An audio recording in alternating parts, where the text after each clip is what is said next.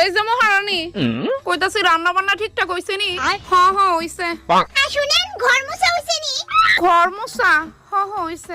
আর কাপড় পরিষ্কার করে ধোয়া হইছে নি? হইছে। আর বাসন সবটি রান্না করে ধোয়া হইছে নি? আরে বাবা তোরা সব কাজই একদম সুন্দর মতো করছস। আর কত যে গাইবি?